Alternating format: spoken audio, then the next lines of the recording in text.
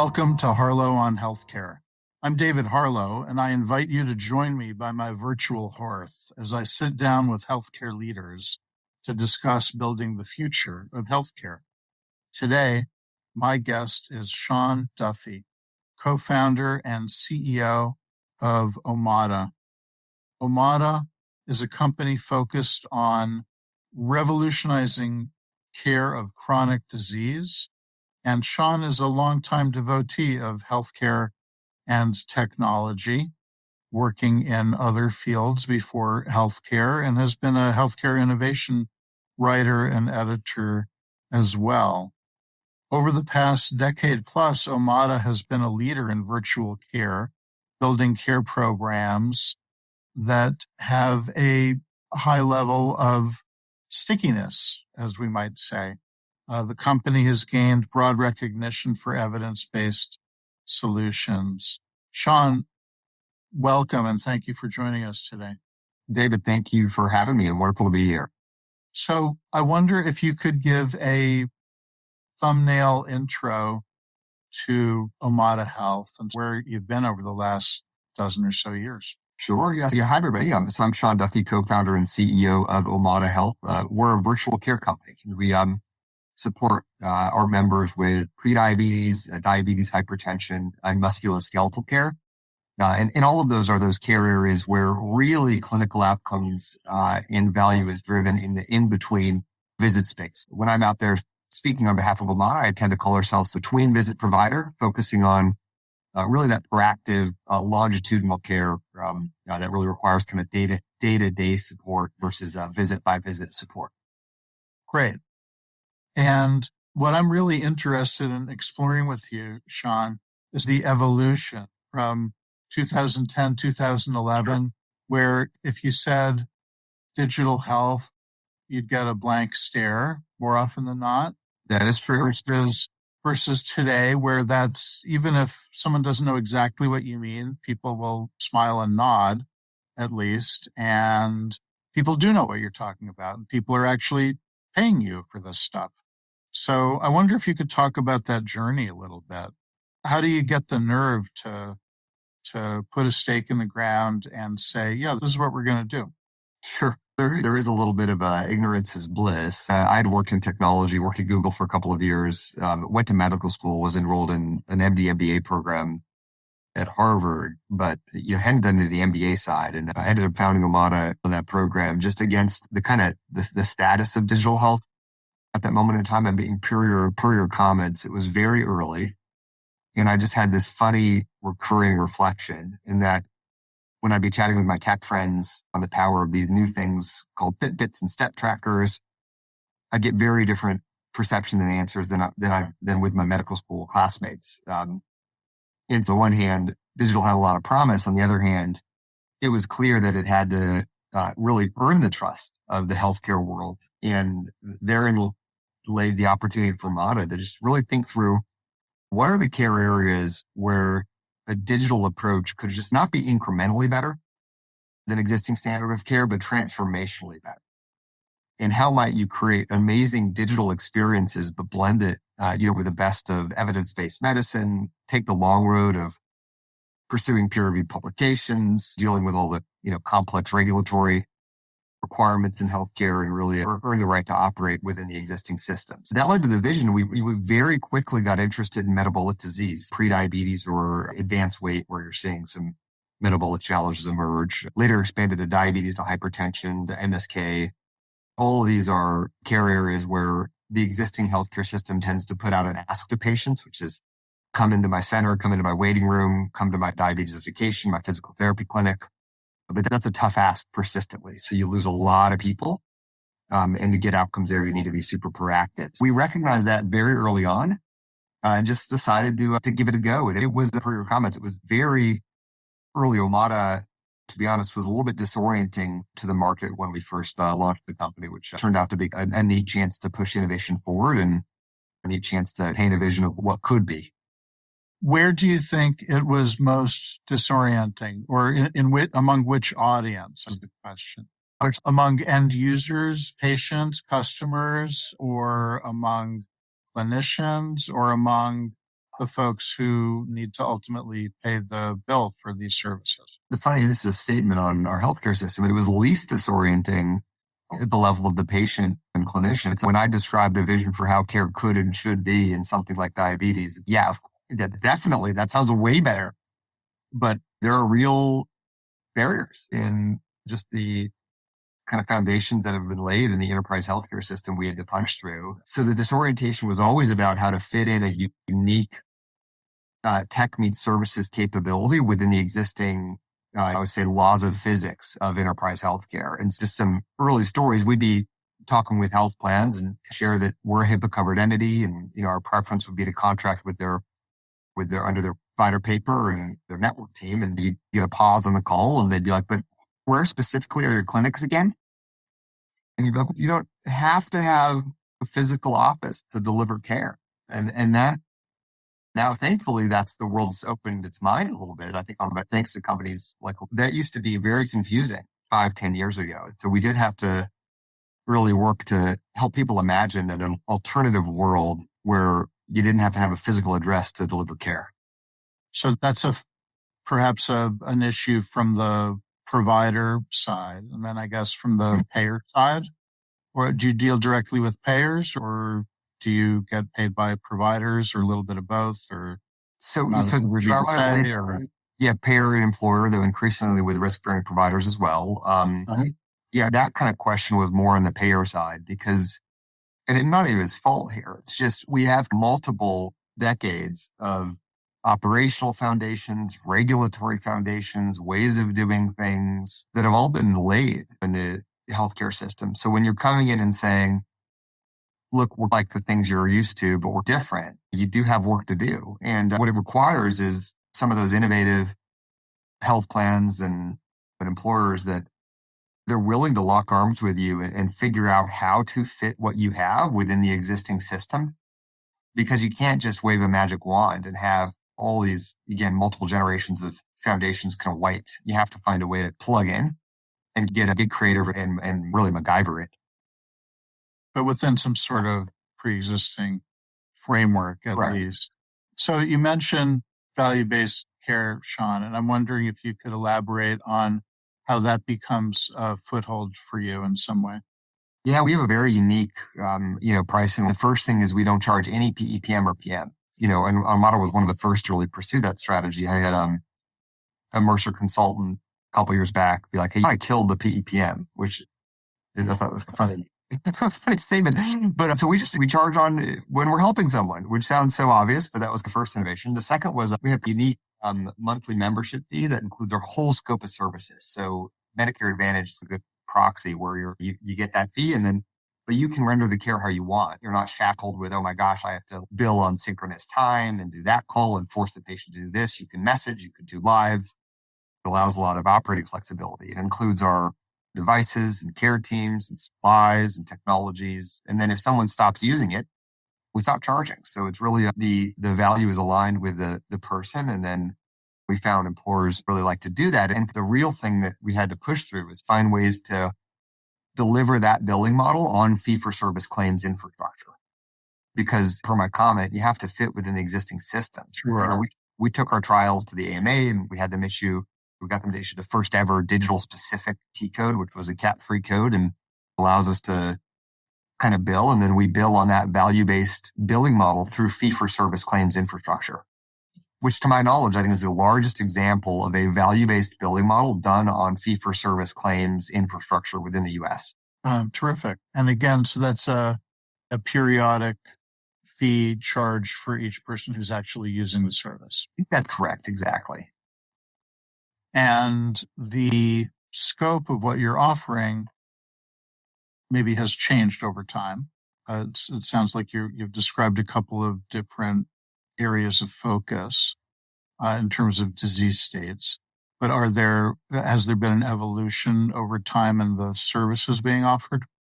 There has. So we got our start in prediabetes weight, and then expanded to diabetes, to hypertension, to musculoskeletal care. And I call our strategy selective, Brett, because you do need to be very cautious when you expand, because it's not for the faint of heart. You really need to make sure that you're in a position to do a great job in any new condition area. But we did get a lot of customer asks. They liked working with Omada and they said, hey, have you ever thought about this? Have you ever thought about that? And then clinically, these were just obvious areas because there's so much extraordinary comorbidity between these care areas. And then there's also the rubric relative to really needing to be great at longitudinal proactive support in those care areas, which that's what we do. That's why we, deserve to exist in the world. So that led to the suite of care services. A lot of commonalities, but a lot of differences too. And you have to, staff up against those and build, technology against those.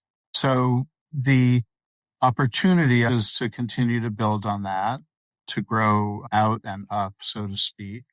Also along the way, I know that you mentioned the reimbursement as breakthrough, but you've also, as I understand it, attained different sorts of certifications and recognitions that are maybe not typical for a digital health kind of company. Yeah, no, that's absolutely true. And we really, hopefully this is less the case now, but we've really always from day one viewed digital health as the underdog. And in order to earn the right to be a proper part of the fabric of U.S. healthcare, you have to take the long road and rest on clinical foundations, have a commitment to quality. Two examples of that are pioneering achievements for Omada. I mean, we were the first and remain the only in metabolic to have an NCQA certification. We just announced, in fact, this week that we're the first and only to attain URAC certification for MSK care. And, both of those achievements, we think represent to the market that Omada, again, is already through an accreditation seen to be delivering, extraordinarily high quality care, but also has a commitment to operate with high clinical integrity and be a proper partner to the U.S. healthcare system. Terrific. And the staffing that supports that is what sort of staffing? Is there a live component to this, or is this all virtual? Depending on the care area, it's a mix. We've tended to see that patients tend to prefer asynchronous, but there's some where you just absolutely need live. So MSK is a good one where, it starts with a live video consult with a licensed PT and they can provide a diagnosis and then they can set up a care plan. Then you can do asynchronous messaging or re-engage live periodically as needed. And that's what we love about the flexibility of our business model, in that you really can adapt how you use your care team's time relative to the specific need at hand, which unfortunately is the opposite of how our existing healthcare system is structured. If you're just tuning in, this is Harlow on Healthcare, coming to you on Healthcare Now Radio. I'm David Harlow, and my guest today is Sean Duffy, co-founder and CEO of Omada Health. Sean, we've been talking a lot about the virtues of virtual, and I wonder if you could comment on the evolution from what I'll call the before times to the pandemic years. And as we're moving from the pandemic years into what I'll call the next normal, or whatever this week's next normal looks like. Yeah. How has that experience been felt by your company and by the folks who you interact with? Yeah, I think there's some real, silver linings to COVID, and that required a lot of infrastructure change to support care from afar. So that's good. We, per the prior dialogue on us getting people scratching their head when we said we wanted to contract in their network as a virtual care provider and us not having clinics, I think that's gone away in large part, which I think is good. But there's a funny kind of reality and challenge in that the vast majority of what was done during COVID just enabled clinicians to bill for synchronous time on Zoom or phone. That's great. That's needed. But really, I think the next chapter is making sure that it doesn't stop there and thinking through what is the future of virtual care? What should the more traditionally in-person systems be doing that constitutes as virtual?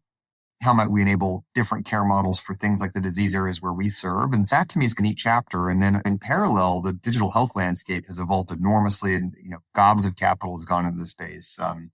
You have companies like Omada that have scaled quite well. And so I think the next horizon, in my view, and this is where we're dedicating a lot of time and energy, is leveraging solutions like Omada to complement the existing primary care ecosystem complement the patient's medical home, not sit alongside without care in context, because you'll always need in-person care, and you've got to remove moles and do biopsies, and human bodies are atoms. And so there's going to have to be a physical touch here. So a big part of our strategy now is working really to bring our solution set into the medical home to complement the existing care ecosystem and serve as an adjunct to primary care. So we view that as really the next horizon. We're excited to we've already announced some kind of neat things there. For instance, in Q1, we announced an exciting partnership with Intermountain, where an Intermountain clinician can say, look, I'm not going anywhere, but between now and when I see you next, I'm going to introduce you to our diabetes care partner, Omada,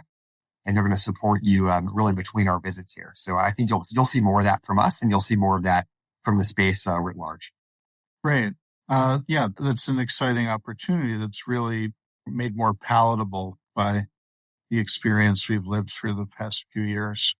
And I guess the challenge is to think about what are the different things? You're speaking about it in terms of how can we do things virtually differently from what clinicians have done virtually during the height of the pandemic. But I guess to take it one step further is the question of what are all the things that we could do digitally or virtually, and even things that we haven't thought about before. How do we take it one step further? And to the extent there are frameworks, as you keep pointing out, you need to do it within a framework. So there are frameworks for remote care, remote monitoring, and care provision and reimbursement for that. But maybe there's a new category out there. There's a new kind of service that can be added in that can piggyback on what you're already building. Yeah, I think there's a little bit of a rationalization that's happening right now. COVID introduced a lot of attention to the space, and like any innovation curve, sometimes it gets a little over exuberant relative to what can be done digital and what can't be. So I think kind of the balance of tomorrow is going to be really that, all right, what can and should be virtual care, what needs to be at home, what needs to be in person and outpatient or hospital-based settings. That to me, I think is the big piece of the future. Another thing that has been happening a lot lately, there's been, as we're speaking today, there's been a lot of talk about GLP-1s and the use of GLP-1s in the management of diabetes, perhaps prediabetes, and broader use in weight management, and also possibly the exacerbation of supply chain issues around these drugs because of their use for more and more purposes, including some off-label uses.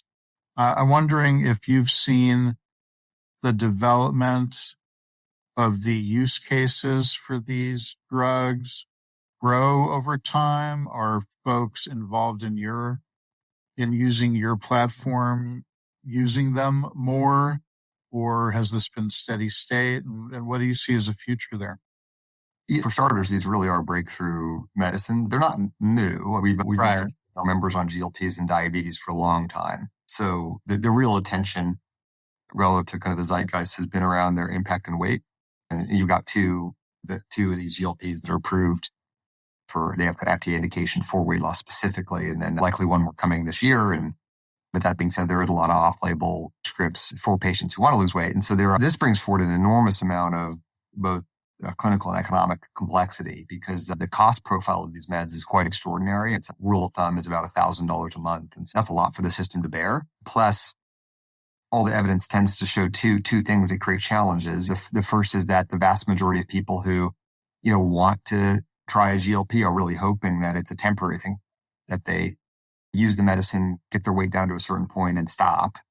Yet the clinical literature shows that approach doesn't tend to work. You regain weight pretty quickly after discontinuation. There's a lot of strategic questions on how to use these, contrary to what you may see in the headlines, et cetera. These really aren't going to be a silver bullet. That's our point of view, but they're an amazing tool in the toolkit.